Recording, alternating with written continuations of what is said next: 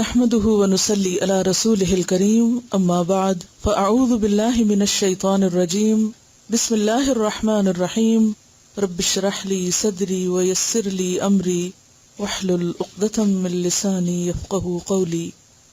ایک دفعہ درود شریف پڑھ لیجیے.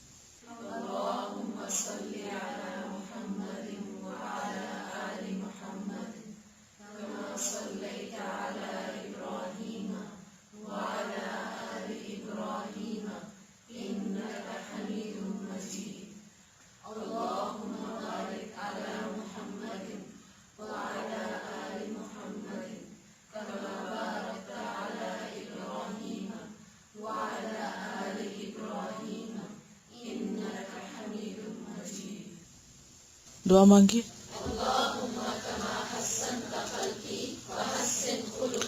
دوسری دعا بھی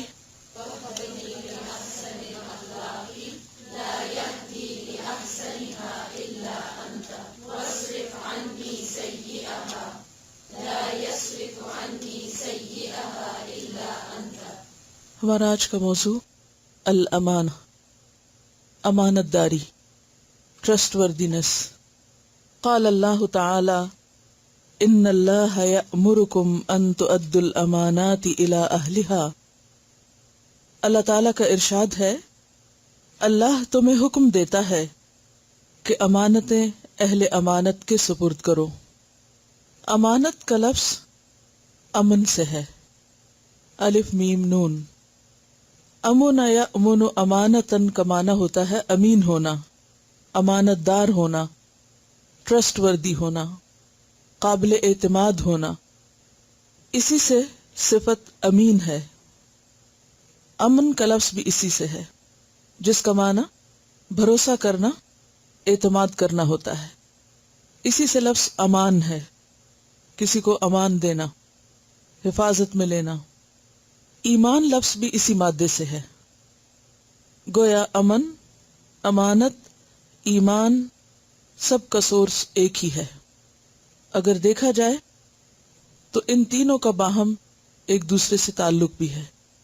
جس کے اندر ایمان ہو اس میں لازماً امانت داری بھی ہوگی، اور جو شخص امانت دار ہو وہ دوسروں کے لیے اور خود اپنے لیے باعث امن ہوگا. امانت کا تعلق کسی خاص چیز سے نہیں. امانت میں تمام چیزیں جو حقوق اللہ اور حقوق العباد سے تعلق رکھتی ہیں وہ سب شامل ہیں. ابو حیان الاندلسی ایک مفسر ہیں، ان کی تفسیر ہے البحر المحیط. وہ امانت کے بارے میں لکھتے ہیں کہ امانت کے حکم میں قول اور فعل اور عقیدہ، قول یعنی بات، فعل کام، اور عقیدہ یعنی انسان کی سوچ اور انسان کے اندر جو ایمان کی کیفیت ہے، عقیدہ سے تعلق رکھنے والی تمام چیزیں داخل ہیں. گویا امانت کا انحصار یا امانت کا دائرہ کار کس کس چیز پر ہے؟ انسان کی سوچ، انسان کے قول اور انسان کے فعل پر. اسی لیے ہم دیکھتے ہیں کہ امانت صرف مالی امور میں نہیں ہوتی. عام طور پر جب امانت کی بات ہوتی ہے تو ہم کیش اور کائنڈ کی بات سوچتے ہیں کہ کوئی چیز ہوگی امانت یا کوئی مال ہوگا امانت، جبکہ امانت کا تعلق بات سے بھی ہے، کاموں سے بھی ہے، عبادات سے بھی ہے، ذمہ داریوں سے بھی ہے، باہمی انسانی تعلقات میں جو معاملات ہیں ان سے بھی ہے، لین دین وغیرہ میں. اللہ تعالیٰ نے جو کچھ ہمیں دیا، خواہ وہ ہمارے جسم کی شکل میں، خواہ اولاد کی شکل میں، خواہ مال کی شکل میں، وہ سب بھی ہمارے پاس امانت ہے. حتیٰ کہ ہمیں دیا جانے والا اختیار اور ارادہ، وہ بھی کیا ہے؟ امانت. کیونکہ یہ تمام چیزیں ایک خاص اور محدود وقت تک کے لیے ہمیں دی گئی ہیں، ہمیشہ کے لیے نہیں دی گئی. اور دیکھا کیا جا رہا ہے کہ ہم ان کا استعمال کیسے کرتے ہیں، اللہ کی مرضی کے مطابق یا اس کی مرضی کے خلاف. تو اللہ تعالیٰ نے جو کچھ ہمیں دیا وہ امتحان کے لیے دیا، وقتی طور پر دیا، اور بطور امانت دیا. ہم اس کے مالک نہیں. مالک کون ہے؟ اللہ. کوئی بھی چیز آپ دیکھیں جو آپ کو ملی وہ کیا ہے؟ امانت. تو اللہ کی طرف سے جو کچھ ہمیں ملا، خواہ وہ جسم ہے، جان ہے، مال ہے، اولاد ہے، یا پھر وہ ذمہ داریاں ہیں جو عبادات کی شکل میں ہیں، یا ہمارے اوپر کچھ پابندیاں عائد کی گئی ہیں، وہ سب بھی کیا ہیں؟ امانات ہیں.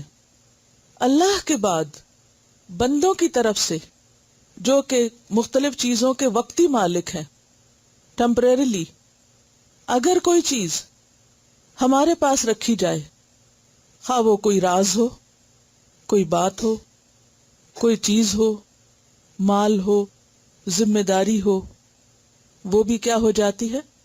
امانت. یعنی امانت نمبر 1 وہ چیز ہوتی ہے جس کا مالک کوئی اور ہوتا ہے، اور نمبر 2 جس کے پاس رکھی جائے وہ امین ہوتا ہے. تو گویا معاملہ 2 کے درمیان ہے، مالک اور امین کے درمیان. ایک چیز ہے، مالک کوئی ہے، جس کے پاس رکھی جائے وہ عارضی مالک ہے، اور وہ مالک نہیں ہے بلکہ محافظ ہے، امین ہے، ذمہ دار ہے، نگران ہے، اور اسے اس کو بخوشی لوٹانا ہے. تو گویا ہر حقدار کو اس کا حق لوٹانا کیا ہے؟ امانت داری. اور حقدار کو اس کا حق نہ دینا خیانت، خواہ وہ حقوق اللہ کا معاملہ ہو یا پھر حقوق العباد کا معاملہ ہو. سورۃ المؤمنون کے شروع میں اللہ سبحانہ تعالی نے اپنے جن بندوں کی کامیابی کی ضمانت دی ہے، ان کی جو صفات بیان ہوئی ہیں، ان میں سے ایک اہم ترین صفت کیا ہے؟ والذین هم لاماناتہم وعہدہم راعون، کہ وہ لوگ اپنی امانتوں اور اپنے عہد کے نگران ہوتے ہیں، محافظ ہوتے ہیں، ان کی حفاظت کرتے ہیں اور انہیں ان کے حقداروں تک لوٹانے والے ہوتے ہیں. تو جو بھی چیزیں معاملات سے متعلق ہیں، خواہ معاملہ اللہ سے ہو یا بندے سے، تو حسن اخلاق میں اہم ترین چیز کیا ہے؟ حسن معاملہ. کیا ہے؟ حسن معاملہ. معاملہ باب مفاعلہ پر ہے، یعنی 2 کا آپس میں لین دین، خواہ وہ معاملہ اللہ پاک کے ساتھ ہو یا وہ معاملہ بندوں کے ساتھ ہو. تو یہ لین دین اور اس میں کھڑا ہونا، یہی امانت دار ہونا ہے. دوسروں کو ان کا حق پورا پورا دے دینا امانت داری ہے، اور حق نہ دینا خیانت ہے. ہم دیکھتے ہیں کہ اللہ تعالی نے جس فرشتے کے ذریعے اپنا کلام بھیجا، جبریل، ان کا لقب کیا بتایا؟ الامین. نزل بہ الروح الامین. اس قرآن کو کون لے کر اترا ہے؟ روح الامین، جبریل امین. اللہ نے ان کی امانت کی گواہی دی کہ انہیں جو ذمہ داری سونپی گئی تھی، جو کچھ دیا گیا تھا، وہ پورے کا پورا لے کر اترے. اس میں سے کچھ بھی اپنے پاس نہیں رکھا، کچھ بھی کمی نہیں کی، پورے کا پورا دے دیا. اس کے بعد جس پر قرآن اترا، محمد الرسول اللہ صلی اللہ علیہ وسلم، ان کو کیا کہا گیا؟ الامین. اور یہ نہ صرف یہ کہ اپنوں کی طرف سے بلکہ دشمنوں کی طرف سے، مخالفین کی طرف سے بھی ان کو الامین کہا گیا. اور اس کی گواہی ہمیں آپ کے طرز عمل سے ملتی ہے. ہجرت کے موقع پر آپ صلی اللہ علیہ وسلم جب مکہ چھوڑ رہے تھے تو اپنی جگہ حضرت علی رضی اللہ تعالی عنہ کو چھوڑ کر آئے. کس لیے؟ تاکہ آپ کے پاس لوگوں کی جو امانتیں رکھی ہوئی ہیں وہ لوٹا دی جائیں. وہ اس وقت تک نہ نکلیں جب تک کہ امانتیں دے نہ دی جائیں. اور اسی طرح آپ دیگر لوگوں سے بھی تعلقات میں، اور خاص طور پر اسلام سے قبل جو آپ کے تاجرانہ تعلقات تھے، ان میں آپ بہت امانت دار تھے. حجر اسود کے تنصیب کے موقع پر جب سب سے پہلے آپ صبح تشریف لائے تو اس وقت سب نے آپ کو دیکھ کر کیا پکارا کہ جا الامین، الامین آ گیا ہے۔ گویا آپ مشہور تھے اپنے قابل اعتماد ہونے کے اعتبار سے، امانت دار ہونے کے اعتبار سے۔ اور پھر آپ صلی اللہ علیہ وسلم کے صحابہ کرام جو ہمارے لیے ایک بہترین رہنمائی کا ذریعہ ہیں، کیونکہ ان سے ہم اپنے آپ کو زیادہ ریلیٹ کر سکتے ہیں، وہ سب امانت دار تھے، لیکن خاص طور پر ان میں سے ایک شخص کو امین الامت، امین الامت کا خطاب ملا۔ کون ہے وہ؟ کون ہے وہ جن کو پوری امت میں سے سب سے زیادہ امانت دار ہونے کا شرف حاصل ہے؟ ابو عبیدہ ابن الجراح، امین الامت۔ حضرت ابو عبیدہ، ان کا نام عامر ہے، عامر بن عبداللہ بن جراح، قریش میں سے ہیں۔ ابو عبیدہ آپ کی کنیت ہے۔ عبداللہ بن عمر کہتے ہیں قریش میں 3 شخصیات ایسی ہیں جن کے چہرے تمام لوگوں سے بڑھ کر حسین ہیں، جن کا اخلاق سب سے عمدہ ہے، جن میں حیا سب سے زیادہ ہے، اور اگر آپ ان سے بات کریں تو کبھی جھوٹ نہ بولیں۔ آپ ان سے کوئی بات کریں تو آپ کو جھٹلائیں نہیں، یعنی آپ بات کریں تو نہیں کہہ کے آپ کی بات نہیں کاٹیں گے، یعنی اس قدر با اخلاق ہیں۔ اور وہ کون ہے؟ صدیق اکبر رضی اللہ عنہ، ابو بکر صدیق، عثمان بن عفان رضی اللہ عنہ، اور ابو عبیدہ بن الجراح۔ حضرت ابو عبیدہ ان لوگوں میں سے ہیں جو حضرت ابو بکر کے دوسرے ہی دن مسلمان ہو گئے تھے، سابقون الاولون میں سے ہیں۔ حضرت ابو بکر جب خود مسلمان ہوئے تو انہوں نے دیر نہیں کی جا کر اپنے دوستوں کو امانت دینے میں، کیونکہ یہ امانت تھی نا اب ان کے پاس۔ اسلام ان کے پاس کیا تھی؟ ایک سچائی کی صورت میں بہترین امانت۔ فوراً ہی اپنے دوستوں کا حق ادا کرنے کے لیے چل دیے اور جا کر ان کو اسلام کی دعوت دی۔ اور وہ کون کون تھے؟ ان میں ایک تو یہی ابو عبیدہ بن جراح ہیں، پھر عبد الرحمن ابن عوف ہیں، عثمان ابن مزعون، اور ارقم بن ابی الارقم۔ اور یہ دوسرے ہی دن آپ کے ساتھ نبی صلی اللہ علیہ وسلم کی خدمت میں حاضر ہو کر مسلمان ہو گئے۔ حضرت ابو عبیدہ نے اپنی ساری زندگی اسلام کے لیے وقف کی، لیکن خاص طور پر ان کے لیے جنگ بدر ایک بہت بڑا امتحان تھی۔ جنگ بدر کے موقع پر انہوں نے بہادری کے بہت سے جوہر دکھائے۔ وہ اتنے زبردست جنگجو اور اتنے بہادر تھے کہ کوئی بھی ان کے سامنے آنے سے گھبراتا تھا، ٹکتا نہیں تھا، یعنی جہاں دیکھتے تھے کہ ابو عبیدہ آ رہے ہیں وہاں سے لوگ ہٹ جاتے تھے، لیکن ایک شخص بار بار سامنے آ جاتا اور وہ ہر دفعہ پہلو تہی کر جاتے، پھر تھوڑی دیر بعد وہ شخص پھر سامنے آ جاتا، پھر سامنے آ جاتا، پھر وہ بچاتے۔ لیکن ایک وقت ایسا آ گیا کہ اگر وہ اس کو بچاتے تو دین کو نہیں بچا سکتے تھے، اور اگر دین کو بچاتے تو اس کو نہیں بچا سکتے تھے۔ بالآخر دین کی محبت غالب آ گئی، اللہ اور اس کے رسول صلی اللہ علیہ وسلم کی محبت غالب آ گئی، اور اس نے سامنے کھڑے شخص پر تلوار چلا دی، اور وہ ان کے سامنے قدموں میں ڈھیر ہو گیا۔ وہ شخص انہی کا باپ عبداللہ بن جراح تھا۔ کسی بھی شخص کے ایمان اور جذبات کا شدید ترین امتحان ہو سکتا ہے کہ کوئی شخص اللہ کے دین کی خاطر، اہل ایمان کی خاطر اپنے خون کے رشتوں کی پرواہ نہ کرے۔ انہی کے بارے میں یہ آیات نازل ہوئی، لا تجد قوما یؤمنون باللہ والیوم الآخر یوادون من حاد اللہ ورسولہ ولو كانوا آباءهم او ابناءهم او اخوانهم او عشیرتهم اولئک كتب في قلوبهم الایمان وأيدهم بروح منه ويدخلهم جنات تجري من تحتها الأنهار خالدين فيها رضي الله عنهم ورضوا عنه أولئك حزب الله ألا إن حزب الله هم المفلحون۔ تم کبھی یہ نہ پاؤ گے کہ جو لوگ اللہ اور آخرت پر ایمان رکھنے والے ہیں وہ ان لوگوں سے محبت کرتے ہوں جنہوں نے اللہ اور اس کے رسول کی مخالفت کی ہے، خواہ وہ ان کے باپ ہوں، ان کے بیٹے ہوں، ان کے بھائی ہوں یا ان کے اہل خاندان، یہ وہ لوگ ہیں جن کے دلوں میں اللہ نے ایمان کو لکھ دیا ہے اور اپنی طرف سے ایک روح عطا کر کے ان کو قوت بخشی ہے۔ وہ ان کو ایسی جنتوں میں داخل کرے گا جن کے نیچے نہریں بہتی ہوں گی، ان میں وہ ہمیشہ رہیں گے۔ اللہ ان سے راضی ہوا اور وہ اللہ سے راضی ہو گئے۔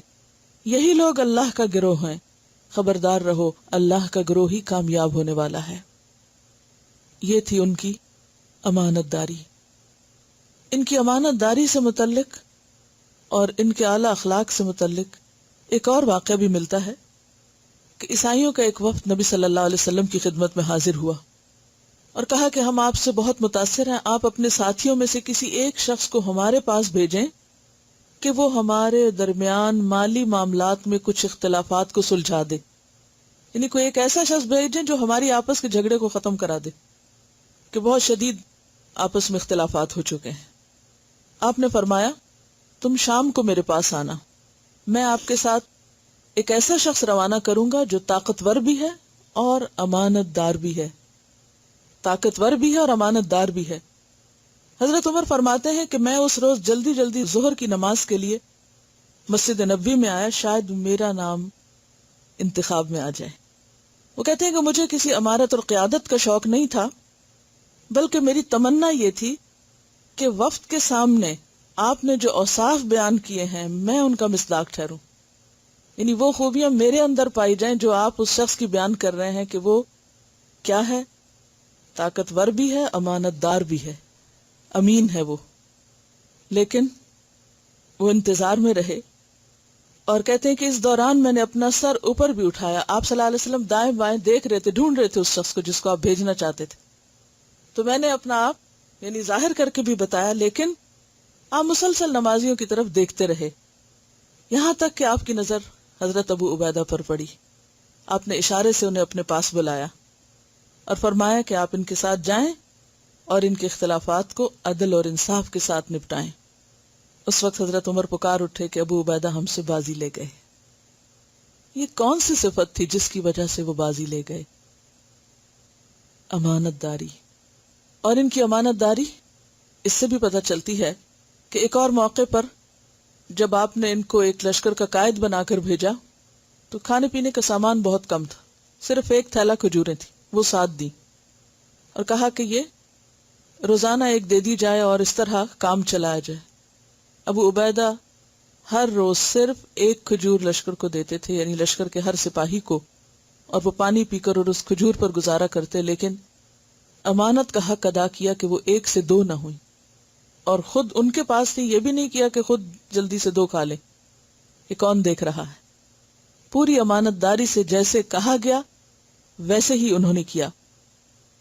غزوہ احد میں جب آپ صلی اللہ علیہ وسلم کے دانت مبارک شہید ہوئے اور آپ کے سر پر پہنا ہوا لوہے کا جو خود تھا، یعنی ٹوپی کی طرح جو جیسے زرہ جسم پہ پہنی جاتی ہے تو لوہے کی ٹوپی سر پہ حفاظت کے لیے جیسے ہیلمٹ ہوتا ہے، تو اس کی 2 کڑیاں آپ کے جسم میں چبھ گئیں، یعنی اندر دھنس گئی کیلیں اس کی۔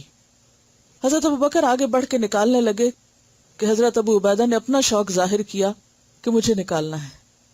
ان کے شوق کو دیکھتے ہوئے حضرت ابو بکر پیچھے ہٹ گئے، ابو عبیدہ آگے بڑھے اور اپنے دانتوں کے ساتھ ان کیلوں کو کھینچا کہ دانت ٹوٹ گیا، پھر دوسری طرف سے کھینچا، دوسرا دانت ٹوٹ گیا۔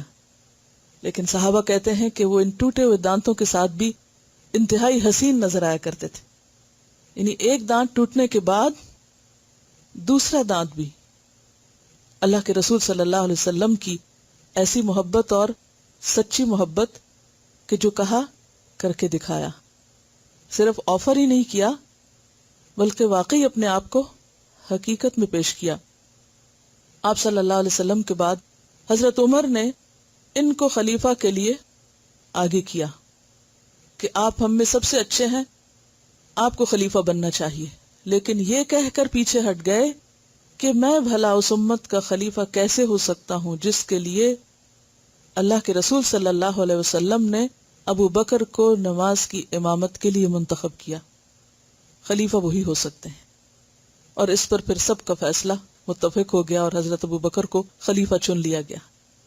اس کے بعد حضرت ابوبکر نے خود حضرت عمر کو اپنے بعد خلیفہ مقرر کر دیا، اور یہ حضرت عمر کے ساتھ پورا تعاون کرتے رہے، اور ان کے دور خلافت میں شام اور فلسطین کے علاقوں کی طرف ان کی فوج گئی اور ایک کے بعد ایک علاقے فتح کرتے چلے گئے. اس دوران تعاون پھیل گیا. حضرت عمر رضی اللہ تعالیٰ عنہ کو جو ہی پتا چلا کہ تعاون پھیل گیا ہے، انہوں نے فوراً ایک قاصد کو خط دے کے بھیجا اور کہا کہ ابو عبیدہ اس خط کو پڑھتے ہی شام ہو تو سویر کا انتظار نہ کریں اور صبح ہو تو شام کا انتظار نہ کریں، فوراً آپ میرے پاس آ جائیں. ابو عبیدہ نے خط پڑھا، کہنے لگے مجھے معلوم ہے امیر المومنین کو مجھ سے کیا ضروری کام ہے. وہ ایسے شخص کو باقی رکھنا چاہتے ہیں جو اس دنیا میں ہمیشہ باقی رہنے والا نہیں. اور امیر المومنین کو خط کا جواب لکھ کے بھیجا. لکھتے ہیں مجھے یہ علم ہے کہ آپ کو میرے ساتھ کیا ضروری کام ہے. بصیرت دیکھیں، فراست دیکھیں. میں اس وقت لشکر اسلام میں ہوں. آج مسلمان جس مصیبت میں مبتلا ہیں، میں اس نازک حالت میں انہیں نہیں چھوڑ سکتا، تنہا نہیں چھوڑ سکتا، نہ ہی میں ان سے جدا ہونا چاہتا ہوں، یہاں تک کہ اللہ میرے لیے اور ان کے بارے میں کوئی فیصلہ فرما دے. مجھے آپ اس سلسلے میں معذور رکھتے ہوئے انہی لوگوں کے درمیان رہنے کی اجازت دیں. یعنی امیر اگر چلا جائے تو باقی لشکر وہاں کس لیے رہے. جب یہ خط امیر المومنین حضرت عمر فاروق کے پاس پہنچا تو پڑھ کر آپ کی آنکھوں سے بے اختیار آنسو آنے لگے.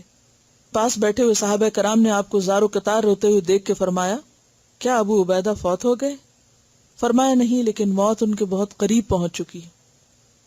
اور اندازہ آپ کا غلط نہ تھا، کیونکہ ابو عبیدہ تھوڑے ہی عرصے کے بعد طاعون کی بیماری میں مبتلا ہو گئے. جب موت کا وقت قریب آیا تو لشکر اسلام کو یہ وصیت کی، میں تمہیں آج ایک وصیت کرتا ہوں، اگر آپ لوگوں نے اسے تسلیم کیا تو ہمیشہ خیریت سے رہو گے.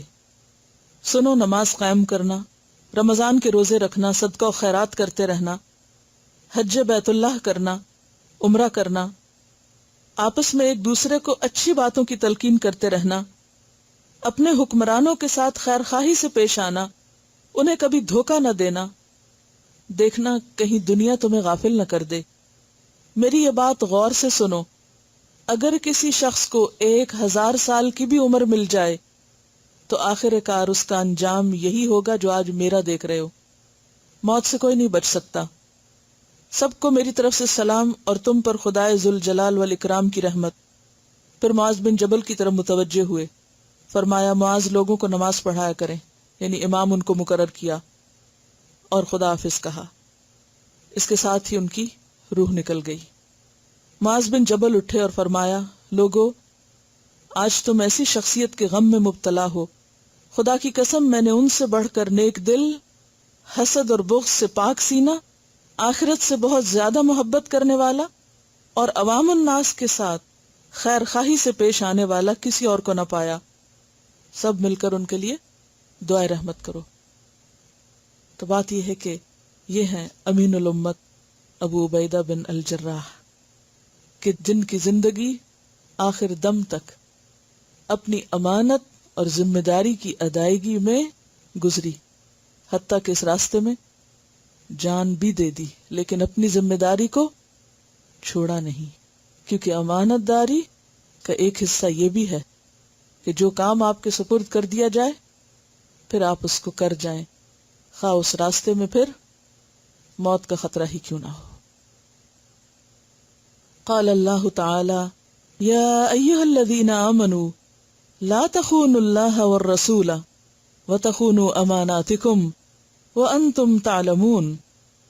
اللہ تعالیٰ نے فرمایا، اے لوگو جو ایمان لائے ہو، جانتے بوجھتے اللہ اور اس کے رسول کے ساتھ خیانت نہ کرو، اور اپنی امانتوں میں غداری کے مرتکب نہ ہو، اور تم جانتے ہو. خان یخون خونا، اور خیانتاً کہتے ہیں امانت میں خیانت کرنے کو.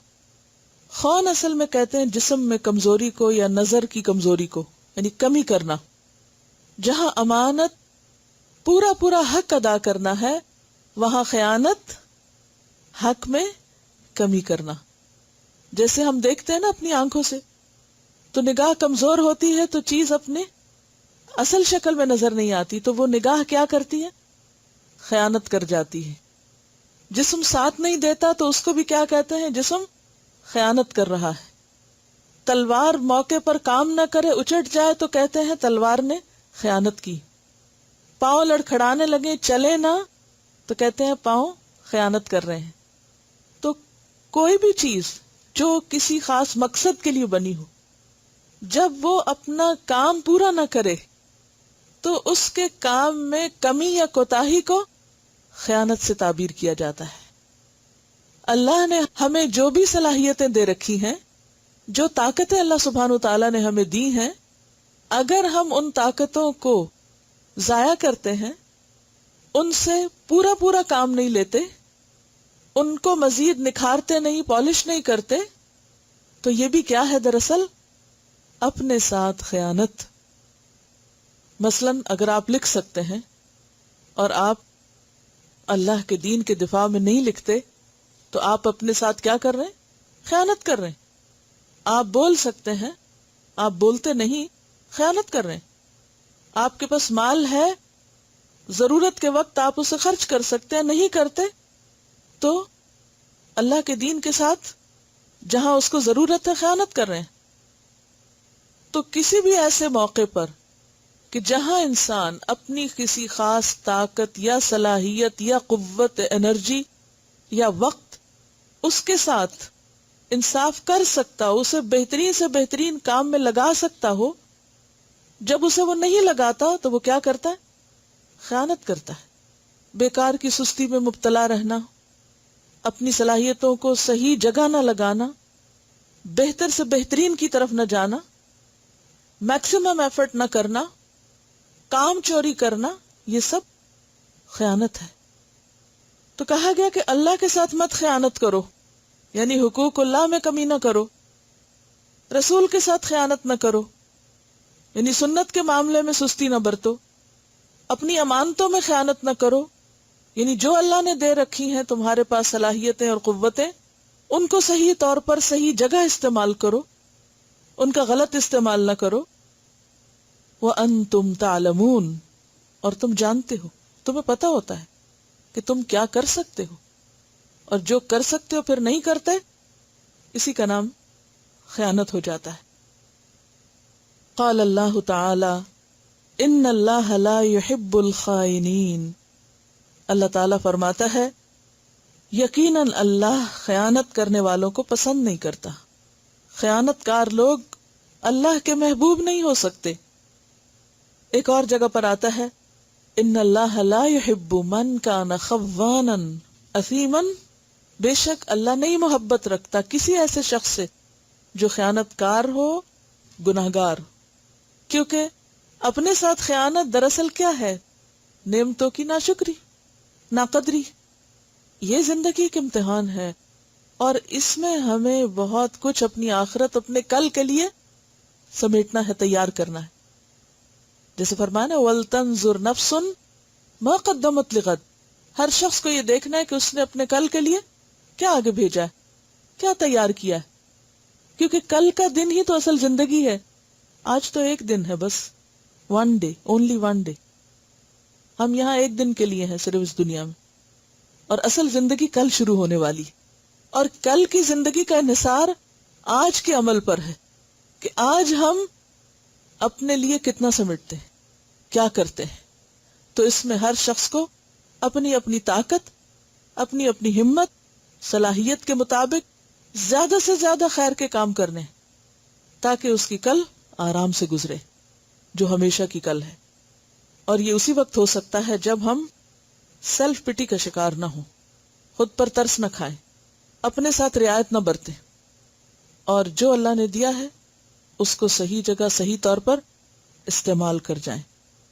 ایک روایت میں آتا ہے مومن میں تمام خصائل ہو سکتے ہیں، یعنی بہت سی کمزوریاں ہو سکتی ہیں، لیکن جھوٹ اور خیانت نہیں ہو سکتی۔ یعنی خیانت مومن کے ساتھ میچ نہیں کرتی، ایمان کے منافی ہے۔ اسی لیے حضرت انس رضی اللہ عنہ کہتے ہیں قلما خطبنا رسول اللہ صلی اللہ علیہ وسلم، کم ہی ایسا ہوا ہے کہ اللہ کے رسول صلی اللہ علیہ وسلم نے ہمیں کوئی خطبہ دیا ہو اور اس میں یہ الفاظ نہ کہے ہوں کہ لا ایمان لمن لا امانت لہ، کہ جس کے پاس امانت نہیں اس کا ایمان ہی کوئی نہیں. اور یہاں بھی حدیث یہی بتا رہی ہے. عن انس بن مالک قال خطبنا رسول اللہ صلی اللہ علیہ وسلم فقال فی الخطبة لا ایمان لمن لا امانت لہ ولا دین لمن لا عہد لہ. سیدنا انس بن مالک رضی اللہ عنہ سے روایت ہے کہ رسول اللہ صلی اللہ علیہ وسلم نے ہم سے خطاب کیا تو خطبہ میں فرمایا اس میں ایمان نہیں جس میں امانت نہیں، اور اس کا دین ہی نہیں جس میں عہد کی پابندی نہیں. تو اس سے کیا پتہ چلتا ہے کہ امانت کس کا حصہ ہے؟ ایمان کا حصہ ہے، ایمان کی علامت ہے. اگر امانت داری نہیں تو پھر ایمان بھی کوئی نہیں. ان کا روٹ اور مادہ اور اصل بھی ایک ہے، اور ویسے بھی ڈائریکٹ کنیکشن ہے. ایمان ہے تو امانت ہوگی، امانت ہے تو ایمان ہوگا. اور اس کے بارے میں ایک اور حدیث میں آتا ہے، حذیفہ بن یمان جن کو سر الرسول کہتے ہیں صلی اللہ علیہ وسلم، رسول اللہ صلی اللہ علیہ وسلم کے رازدان. کیوں کہا گیا تھا ان کو یہ؟ ان کو اللہ کے رسول صلی اللہ علیہ وسلم نے مدینہ کے منافقین کے نام بتائے تھے. اللہ تعالیٰ نے جو وحی کے ذریعے آپ کو بتایا تو آپ نے ان کو بتائے تھے کہ کون کون منافق لوگ ہیں، اور پھر ان کو روک دیا گیا تھا کہ یہ آگے کسی کو بتائیں. انہوں نے اس راز کو پوری طرح سنبھال کے رکھا، اور راز کو راز رکھنا بھی کیا ہے؟ امانت داری کا حصہ ہے. تو لا ایمان لمن لا امانت لہ. بات یہ ہے کہ امانت انسان کی فطرت میں ہے. امانت دار ہونا اللہ نے انسان کے اندر رکھ دیا ہے کہ وہ ایسا ہی ہو، اور جب وہ خیانت کرتا ہے تو دراصل اپنی فطرت کے خلاف جاتا ہے. تو حضرت حذیفہ بن یمان کی جو حدیث ہے اس میں نبی صلی اللہ علیہ وسلم نے فرمایا ان الامانۃ نزلت فی جذر قلوب الرجال ثم نزل القرآن فعلموا من القرآن وعلموا من السنۃ، کہ امانت مردوں کے یا لوگوں کے دلوں کی جڑ میں ڈال دی گئی ہے، یعنی فطرت میں رکھ دی گئی ہے. اور فطرت اور شریعت میں کوئی تضاد بھی نہیں ہے کہ جو چیزیں اللہ نے فطرت میں ڈالی ہمارے اندر ایک پوٹینشل ان کا رکھا، پھر شریعت نے آ کے اس کو نکالا اور اس کو بہترین جگہ استعمال کروایا. یعنی امانت ایک ایسی چیز ہے کہ جس کا ہر فطرت انسانی اعتراف کرتی ہے یا اس کو اپنے اندر محفوظ رکھے ہوئے ہے. اور پھر کیا فرمایا؟ ثم نزل القرآن، یعنی پہلے سے امانت تو اندر رکھی ہوئی تھی، پھر قرآن نازل ہوا. فعلموا، تو لوگوں نے علم حاصل کیا، سیکھا. کس چیز کا؟ امانت کا. کہاں سے؟ من القرآن، قرآن سے. یعنی اس امانت کی ادائیگی کو ادا کرنا کہاں سے سیکھا؟ قرآن سے سیکھا. وعلموا من السنۃ، اور انہوں نے سنت میں سے علم حاصل کیا، سنت میں سے سیکھا.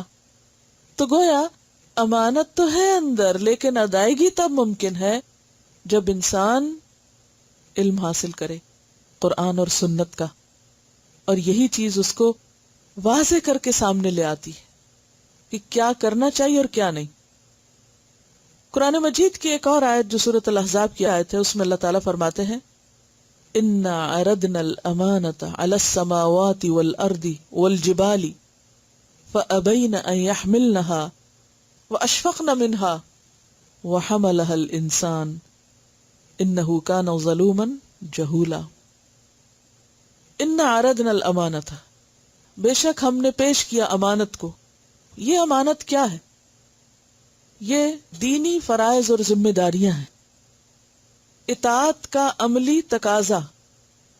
علی السماوات والارض والجبال، آسمانوں پہ پیش کیا، زمین پہ پیش کیا، پہاڑوں پہ پیش کیا کہ یہ شریعت کے احکامات لے لو، ان پہ عمل کرو، اور اگر کرو گے تو پھر جنت جیسی جگہ ملے گی، بہت عزت اور مقام پاؤ گے. اور اگر نہیں کیا تو سخت سزا پاؤ گے. فَأَبَيْنَ أَن يَحْمِلْنَهَا، تو یہ دیکھ کر کہ یہ تو بہت بھاری کام ہے، انہوں نے اسے اٹھانے سے انکار کر دیا. وَأَشْفَقْنَ مِنْهَا، اور وہ اس سے ڈر گئے. وَحَمَلَهَا الْإِنسَانُ، انسان نے اس کو قبول کر لیا. کیا دیکھ کر؟ اس کے اجر کو دیکھ کر. ہے تو ایک پازیٹو چیز. اِنَّهُ كَانَ ظَلُومًا جَهُولًا، ظلوم اس ظالم کو کہتے ہیں جو عدل بھی کرے، اور جہول اس جاہل کو کہتے ہیں جو علم بھی رکھتا ہو. لیکن پھر کہاں ظلم کرتا ہے اور کہاں جہالت برتتا ہے؟ ادائیگی امانت میں، کہ اس نے پھر حق ادا نہ کیا جیسا کہ حق ادا کرنے کا حق تھا. یہ بالکل ایسے ہی جیسے اللہ تعالیٰ فرماتے ہیں وَمَا قَدَرُ اللَّهَ حَقَّ قَدْرِهِ، اللہ کی معرفت کا حق ادا نہیں کیا، پیغمبر پر ایمان لانے کا حق ادا نہیں کیا، قرآن کو سمجھنے کا حق ادا نہیں کیا، دین پر پھر چلنے کا حق ادا نہیں کیا. تو بات یہ ہے کہ ظلوم اور جہول ہونا یہی ہے کہ جانتے بوجھتے ہوئے کہ کرنا کیا چاہیے پھر نہ کرنا. کیوں نہ کرنا؟ بعض اوقات محض سستی، بعض اوقات حساب کا اور احتساب کا کوئی خوف نہ ہونا کہ اچھا کوئی بات نہیں، کر لیا تو بھی ٹھیک ہے، نہ کیا تو بھی ٹھیک ہے. لیکن ہم سے مطلوب کیا ہے، تقاضا کیا ہے کہ ہم اس حق کو ادا کریں، چاہے وہ کوئی ذمہ داری اللہ کی طرف سے ہے ہم پر، یا بندوں نے ہمارے اوپر کوئی ذمہ داری ڈالی ہے، چاہے وہ ہماری ازدواجی زندگی ہے یا ہماری تعلیمی زندگی، عبادتوں میں، اخلاق میں، معاملات میں امانت دار ہوں. اسی لیے اگلی حدیث میں ہم دیکھتے ہیں کہ آپ صلی اللہ علیہ وسلم نے فرمایا عن ابی ہریرہ قال قال رسول اللہ صلی اللہ علیہ وسلم اد الامانۃ اد الامانۃ الی من ائتمنک ولا تخن من خانک. رواہ ابو داود کتاب البیوع. عن ابی ہریرہ، ابو ہریرہ رضی اللہ عنہ سے روایت ہے، قال کہتے ہیں قال رسول اللہ صلی اللہ علیہ وسلم، رسول اللہ صلی اللہ علیہ وسلم نے فرمایا اد الامانۃ، ادا کرو امانت. گویا ذمہ داریاں پوری کرو، فرائض پورے کرو، لوگوں کو ان کے حق دو. الی من ائتمنک، جس نے تمہارے پاس امانت رکھی، یعنی اگر اللہ کے فرائض ہیں تو وہ اللہ نے ہمارے اوپر رکھی تو ان کو ادا کرو. صحیح طہارت کا اہتمام کرنا بھی کیا ہے؟ امانت میں سے امانت ادا کرنا ہے. اور خیانت کیا ہے؟ اس میں کوتاہی کرنا. اگر ایک بال برابر بھی جگہ خشک ہے تو وہ کیا ہے؟ خیانت ہے، کمی ہے. اسی طرح نماز کی چوری بدترین چوری ہے، تو نماز کی خیانت کیا ہے؟ نماز میں نگاہوں کی خیانت کیا ہے؟ کہ سامنے نیچے سجدے کی جگہ دیکھنے کے بجائے ادھر ادھر انسان دیکھے اور ادھر ادھر کی باتیں جان بوجھ کے سوچتا رہے. یعنی کسی بھی حق میں کمی اس کی خیانت ہے. تو اد الامانۃ الی من ائتمنک ولا تخن من خانک، اور نہ تو خیانت کر اس سے جس نے تجھ سے خیانت کی. اب اس کو اگر ہم حقوق العباد کے معنی میں لیں تو خاص طور پر ہمیں اپنے طرز عمل کو دیکھنے کی ضرورت ہے کہ کیا ہم واقعی اس حدیث پہ عمل کرتے ہیں. حکم کیا ہے؟ اد الامانہ، امانت ادا کرو. تو مومن کون ہوتا ہے کہ جو اس وقت تک بے چین رہے جب تک کہ وہ امانت واپس نہ لوٹا دے، پوری نہ کر دے. کسی کی بھی کوئی بات یا کوئی چیز اگر ہمارے پاس بطور امانت ہے تو پھر اس کو اپنی ملکیت نہ سمجھا جائے. ملکیت کا معنی کیا ہوتا ہے؟ کہ پھر جیسے چاہیں اس کو استعمال کریں. اگر کسی نے اپنی کوئی بات ہم سے شیئر کی اور کہا کہ یہ بات کسی کو نہیں بتانا، تو کیا ہے؟ یہ بات اسی کی امانت ہے، ہمیں کیا کرنا ہے؟ اس کے بعد کسی سے ذکر نہیں کرنا اس کا. اگر کیا تو وہ کیا ہوگی؟ خیانت ہوگی. اسی طرح نہ صرف یہ کہ بات، اگر کوئی چیز ہمارے پاس لا کے رکھتا ہے، کوئی کہتا ہے کہ اچھا یہ میرا قلم لے لو، میں کل تم سے لے لوں گی، تو اب ہمارے پاس امانت کیا ہے کہ ہم اس میں خیانت کیا نہ کریں کہ اس سے بیٹھ کے لکھنا نہ شروع کر دیں یا اس کو ضائع نہ کر دیں، گم نہ کر دیں. اگر ایسا کریں گے تو کیا ہوگا؟ خیانت ہوگی. اور خیانت کس کی صفات میں سے ہے؟ منافق کی. منافق کی 4 علامتوں میں سے ایک علامت کیا ہے؟ کہ جب تم اسے امانت دار بناؤ تو وہ خیانت کرے. وَلَا تَخُنْ مَنْ خَانَكَ، ویسے بھی خیانت نہیں کرنی اور اس کی بھی نہیں کرنی جس نے تجھ سے خیانت کی. یہ ایک بڑی اہم بات ہے. عام حالات میں امین ہونا تو ہونا ہی ہے، ضروری ہے، لیکن خائن کے ساتھ بھی امانت دار ہونا ہے. یہ تعلیم دی جا رہی. کیا کہا گیا؟ امانت کو اس حد تک ادا کرنا ہے کہ حتیٰ کہ کوئی اگر تمہارے ساتھ نہیں بھی وہ پورا کرتا حق تو تمہیں اس کے ساتھ بھی کرنا ہے. کیونکہ اگر ایسا نہیں ہوگا تو پھر تو کوئی کسی کا بھی حق ادا نہیں کر سکتا. کیونکہ عام حالات میں کیا ہوتا ہے، کوئی انسان اس کے ساتھ اچھا کر رہا ہے، مثلا کوئی آپ کو آپ کا حق دے رہا ہے، آپ کے شوہر ہیں یا بچے ہیں یا دوست ہیں یا کوئی بھی، کوئی شخص آپ کو آپ کا حق دے رہا ہے تو آپ بھی کیا کرتے ہیں؟ اس کے ساتھ اچھا ہونے کی کوشش کرتے ہیں اپنے حیثیت میں. لیکن اس وقت انتہائی مشکل ہوتا ہے جب کوئی آپ کو آپ کا حق نہیں دیتا. یہاں پر کیا سکھایا جا رہا ہے کہ امانت دو اس کو بھی جو تمہیں دے رہا ہے، اور جو تم سے خیانت کر رہا ہے، تمہارا حق نہیں دے رہا، اس کا بھی حق دو. وَلَا تَخُنْ مَنْ خَانَكَ، تمہیں حق نہیں کہ یہ جواز پیش کرو، یہ عذر پیش کرو کہ فلاں نے بھی تو میرے ساتھ یہ کیا تھا، اس نے بھی تو حق نہیں پورا کیا، اس نے بھی تو کمٹمنٹ نہیں نبھائی، تو کیا ہوا اگر میں بھی نہ نبھاؤں؟ گویا دوسرے کی روش، دوسرے کے طریقے سے قطع نظر کر کے کہ وہ کیا کرتا ہے، ہمیں اس سے کوئی غرض نہیں. کیا دیکھنا ہے؟ ہمیں کیا کرنا، مجھے کیا کرنا ہے. یہی اصل امتحان ہے. کیونکہ اگر جواباً امانتیں ادا کی جائیں تو یہ امتحان نہیں ہے، یہ کوئی ٹیسٹ نہیں ہے. ٹیسٹ کب ہوتا ہے کسی کا؟ امتحان ایک مشکل چیز ہے. مشکل کب پڑتی ہے کسی کو کچھ دینے میں؟ جب کوئی ہمیں نہ دے رہا ہو، جب کوئی ہمارے ساتھ برا کر رہا ہو، جب کوئی ہمارے ساتھ زیادتی کر رہا ہو. تو پھر ہم اپنے پاس ایک بہت اچھا جواز رکھتے ہیں، میں یہ کام اس لیے نہیں کر رہی کیونکہ میرے ساتھ ایسا اور ایسا اور ایسا کیا گیا ہے. میں فلاں کی عزت نہیں کرتا کیونکہ اس نے میری بے عزتی کی ہے. میں فلاں کی چیز نہیں لوٹاؤں گا اس لیے کہ اس نے فلاں میری چیز نہیں لوٹائی تھی. میں اس کا حق نہیں دوں گا کیونکہ اس نے بھی تو میرا فلاں فلاں حق نہیں دیا ہوا، یعنی مالی ہے یا دیگر حقوق ہیں. تو بات یہ ہے کہ حسن اخلاق اس کا نام نہیں کہ کوئی آپ کے ساتھ با اخلاق ہے تو آپ بھی با اخلاق بنے ہوئے. یہ تو کوئی اخلاق نہیں، یہ تو ری ایکشن ہے. کیونکہ کوئی اچھا تو آپ بھی اچھے. اچھائی کے جواب میں اچھائی، اگر یہ بھی نہ ہو تو پھر تو انسان اسفل سافلین میں سے ہے. پھر تو اس کے برا ہونے میں کوئی کسر ہی باقی نہیں رہی کہ ایک اچھا کرے اور دوسرا نہ کرے. تو یہ تو آمنے سامنے کا، ادلے بدلے کا اچھا ہونا ہے. اس نے اچھا کیا، آپ نے بھی اچھا کر دیا، فائن. لیکن اچھا وہ ہے کہ جب دوسرا اس کا حق نہ دے، دوسرا اس سے اچھا نہ کرے، تو اس صورت میں بھی وہ اچھا کرے. یعنی ہر حال میں اچھا ہونا، ہر حال میں اپنی ذمہ داری پوری کرنا، یہی دراصل امانت کی ادائیگی ہے.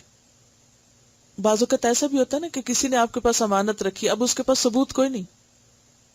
ویسے کسی نے آپ کے پاس قلم ہی لا کے رکھا، اب وہ مانگنے آیا تو آپ کہتے ہیں اچھا ثبوت لاؤ، اور آپ کو پتا ہے اس کے پاس ثبوت کوئی نہیں. تو آپ کے پاس کوئی جواز نہیں کہ چونکہ اس کے پاس ثبوت نہیں لہٰذا اس پر قبضہ کرنا میرا حق ہو گیا.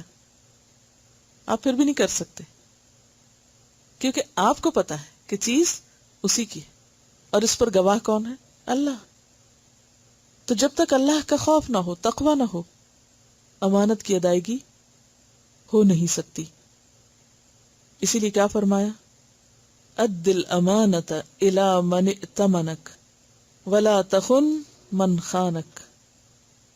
گویا دوسرے لفظوں میں رد عمل کی نفسیات سے بچنا ہے. رد عمل کیا ہوتا ہے؟ ریئیکشن. ریئیکشنری نہیں بننا. ایک اور جگہ پر آتا نا کہ اپنے عمل کو لوگوں کے تابع نہ کرو کہ وہ ہم سے اچھا کریں گے تو ہم ان سے کریں گے، اور اگر وہ ہم سے برا کریں گے تو ہم بھی برا کریں گے. کوئی جو کچھ بھی ہے، مجھے اپنا فرض نبھانا ہے. ایسے میں عام طور پر کیا ہوتا ہے کہ لوگ ایک دوسرے کو کمزور کرتے ہیں. وہ کہتے ہیں دیکھو فلاں نے بھی تو تمہارے ساتھ ایسا کیا تھا، تم کیوں بیوقوف بنے ہوئے ہو، تم بھی بدلہ لے سکتے ہو، تم بھی ایسا کر سکتے ہو. نہیں، بدلہ تو اتنا ہوتا ہے کہ جو حق میں آ جائے، لیکن کسی کی امانت کو غصب کر لینا یہ جواز پیش کر کے کہ اس نے میری امانت نہیں دی، تو یہ تو درست نہیں. مومن عورتوں کی صفت کیا بتائی گئی قرآن مجید میں؟ فالصالحات قانتات حافظات للغیب بما حفظ اللہ. جو نیک عورتیں ہوتی ہیں وہ فرما بردار ہوتی ہیں. فالصالحات قانتات حافظات، حفاظت کرنے والی ہوتی ہیں. بما حفظ اللہ، بوجہ اس کے کہ اللہ نے ان کے حقوق کی حفاظت کی ہے. ہمیں یہ نہیں دیکھنا چاہیے کہ لوگ ہمارے ساتھ کیا کریں، ہمیں یہ دیکھنا چاہیے کہ اللہ نے ہم پر کتنے انعام کیے.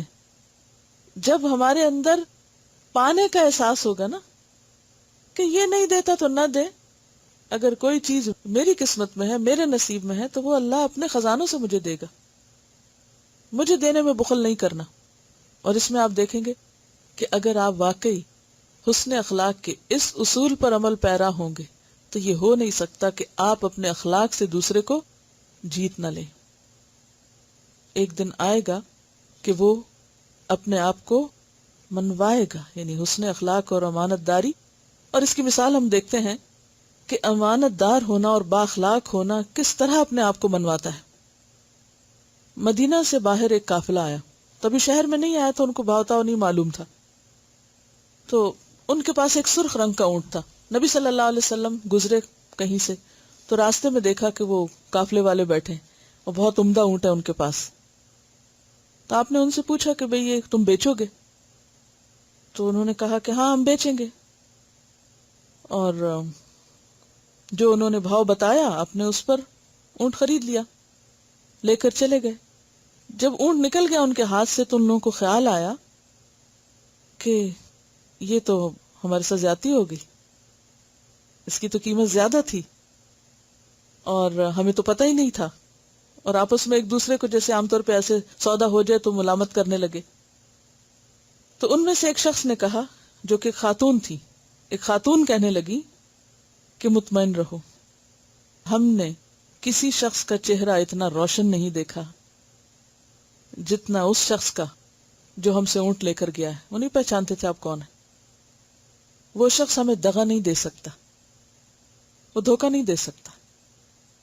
اور واقعی ایسا ہوا کہ آپ صلی اللہ علیہ وسلم نے واپس ان کے لیے مزید کچھ کھجوریں اور کھانا بھجوایا، جو اس بات کی علامت تھی کہ جو کچھ تم سے میں نے لیا ہے اس کا حق اس سے زیادہ ہے، کیونکہ مالک اپنی مرضی سے بیچا تھا. تب اس کے بعد آپ کے اوپر تو کوئی ذمہ داری نہیں تھی. اگر آپ کسی کچھ چیز خریدتے ہیں، بعض اوقات ایسا ہوتا ہے نا کہ کوئی شخص بھول کر سستے داموں کو چیز دے دیتا ہے اور بعد میں اس کو خیال آتا ہے لیکن اب بات ہاتھ سے نکل گئی. آپ کی تو غلطی نہیں کہ اگر اس نے سستی بیچی، لیکن آپ کو پتہ ہے کہ اس کے ساتھ زیادتی ہوئی. آپ کا ضمیر آپ کو بتاتا ہے کہ نہیں، اس کی قیمت اتنی تھی. بعض اوقات لین دین میں ایک دوسرے کی طرف پیسے چلے جاتے، کوئی زائد چیز آ جاتی ہے یا قیمت کم لگی ہوئی ہوتی. ہم میں سے کتنے لوگ کتنی دفعہ واپس بازار جا کر اس چیز کو پھر لوٹائیں یا اس کی قیمت واپس کریں. ہم ایسے مواقع پر فائدہ اٹھانے کو اپنی ذہانت اور عقل مندی کا نام دیتے ہیں. تو بات یہ ہے کہ جو شخص امانت دار ہوتا ہے وہ اپنے چال چلن سے، اپنے معاملے سے، اپنے رکھ رکھاؤ سے پہچانا جاتا ہے کہ یہ شخص ایسا نہیں کرنے والا. تو جب کوئی شخص زیادتی کے باوجود اپنا فرض پورا کر رہا ہے، یعنی جو آپ کی ذمہ داری وہ آپ پوری کرتے چلے جا رہے ہیں، دوسرا کرتا ہے یا نہیں، تو یہ ہو نہیں سکتا کہ آپ کے اس حسن معاملہ کو اور حسن اخلاق کو تسلیم نہ کیا جائے. دنیا میں بھی تسلیم کیا جاتا ہے. آپ ہی کا انکار کرنے والے آپ کو اپریشیٹ کرنے لگتے ہیں. اور پھر اللہ کے ہاں تو ہر چیز واضح ہے. بار بار آتا ہے قرآن پاک میں کہ جو کچھ تم کرتے ہو اللہ اس کو جانتا ہے, وہ اس کے بارے میں علم رکھتا ہے. تو خلاصہ گفتگو کیا ہے کہ امانت ایمان کا حصہ ہے. امانت کا معنی کیا؟ امانت کس کو کہتے ہیں؟ امانت وہ چیز جس کے آپ حقیقی مالک نہیں ہیں, وقتی طور پر آپ کو اس کی حفاظت کی ذمہ داری دی گئی ہے. امانت دار ہونا کیا ہوتا ہے کہ جب امانت واپس مانگی جائے تو جیسی ہے ویسی ہی لوٹا دی جائے. امانت کا اپوزٹ کیا ہے؟ خیانت. خیانت کا لفظی معنی کیا ہے؟ کمی کرنا. یعنی جس طرح آپ کے پاس امانت رکھی گئی اس کو ویسے نہیں لوٹایا, یا تو قدر میں کمی کر دی گئی, قیمت میں کمی کر دی گئی, یا اسے مس یوز کیا گیا. اور امانت کا تعلق کس کس چیز کے ساتھ ہے؟ قول, فعل اور عقیدہ سے. مزید حقوق کے معاملے میں کس کس کے حقوق کی ادائیگی کا نام امانت ہے؟ حقوق اللہ اور حقوق العباد. حقوق اللہ کی ادائیگی میں مثلاً کس کس چیز کو پورا کرنا امانت ہے؟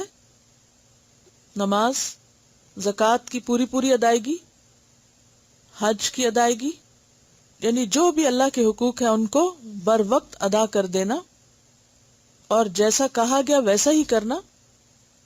اور حقوق العباد میں کس کس چیز کی ادائیگی امانت داری؟ جن کا بھی ہم پر حق ہے, خواہ ہمارے والدین ہیں. بعض اوقات لوگ کہتے ہیں نا ہمارے والدین نے ہمارے لیے کیا کیا, کہ اب ہم ان کو پوچھیں. کہتے ہیں نا یہ انہوں نے آپ کو پیدا کیا, اگر کچھ بھی نہیں کیا تو پیدا کیا, یہ سب سے بڑی بات ہے. اور اس کے بعد اگر کچھ بھی نہیں کیا, مان لیتے ہیں آپ کی بات کہ آپ کو پیدا کر کے اٹھا کے پھینک آئے تھے کہیں, جو کہ کوئی بھی نہیں کرتا. اگر انہوں نے پھینک ہی دیا آپ کو, اب آپ ان کے چونکہ بچے ہیں تو آپ کے اوپر ذمہ داری کیا ہے؟ بھلے وہ کچھ بھی نہ کریں آپ کے لیے, آپ اس نے سلوک کریں, کیونکہ بحیثیت اولاد آپ کی جو ذمہ داری ہے وہ آپ کو پوری کرنی ہے. اگر والدین نے نہیں بھی کیا تو بھی آپ کو کرنا ہے, بھلے والدین نے آپ پر ایک پیسہ خرچ نہیں کیا, اور اگر اللہ آپ کو دے تو آپ کی ذمہ داری کیا کہ جب وہ ضرورت مند ہو تو آپ ان کو دیں, کیونکہ ان کا حق ہے آپ پر. شوہر اور بیوی کے معاملے میں کیا ہوگا؟ امانت داری کیا ہوگی؟ حقوق کی ادائیگی.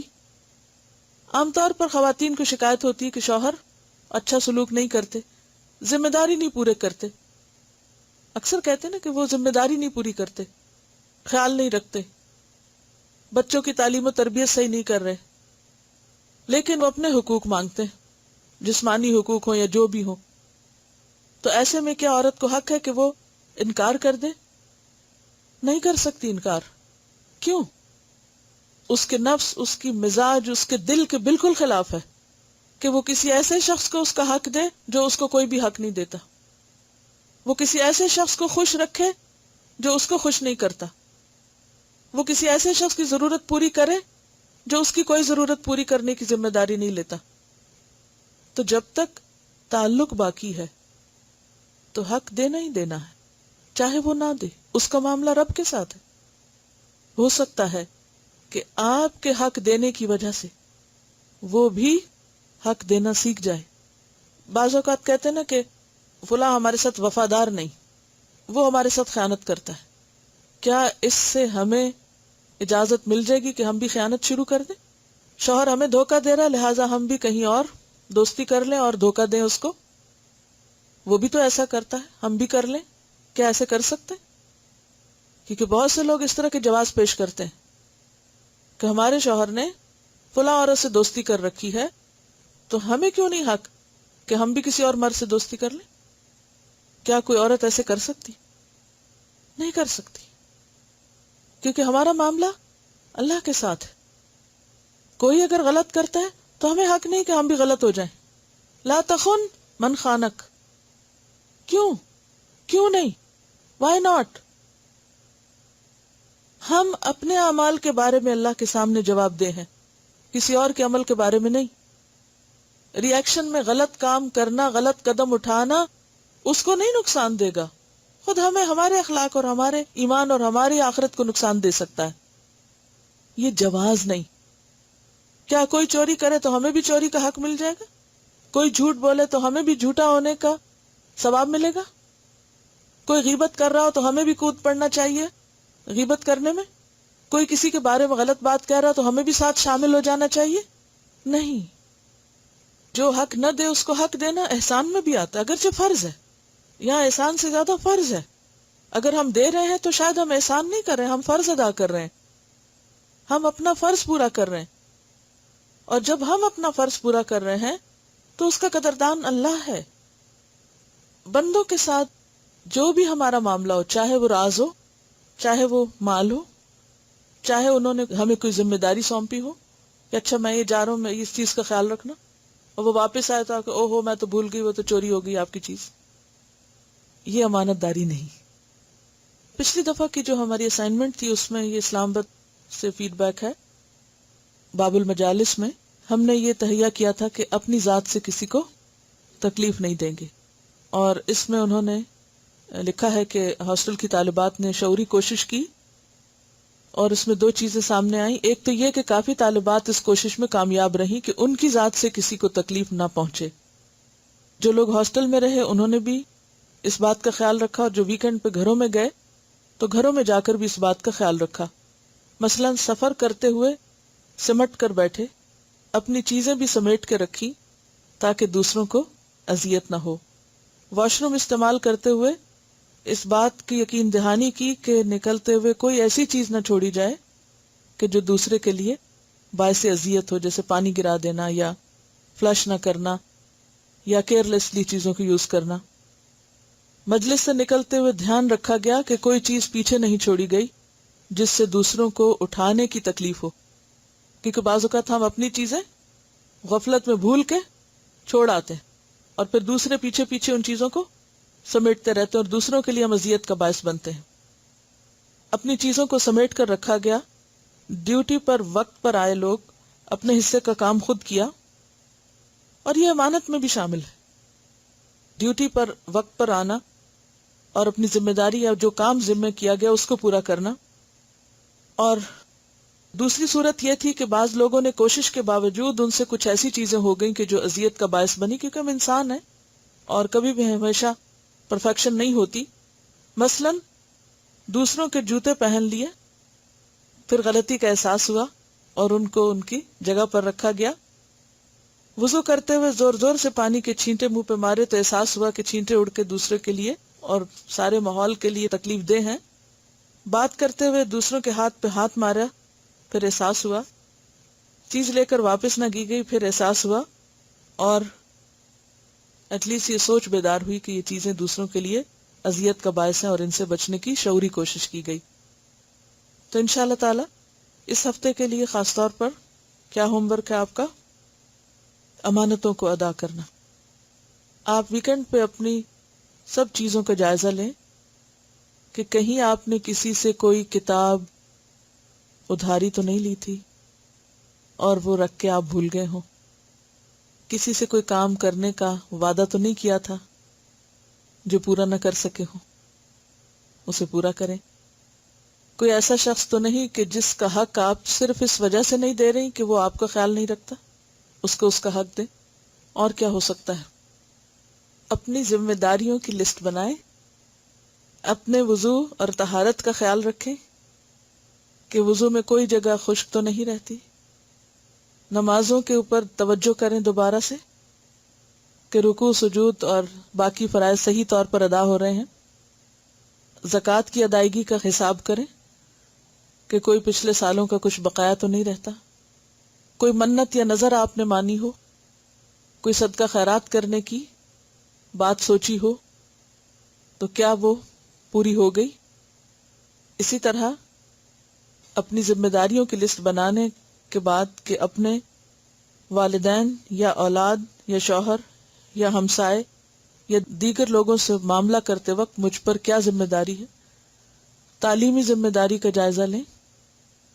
سبق یاد کرنے کے معاملے میں اپنی امانت کو پورا کریں.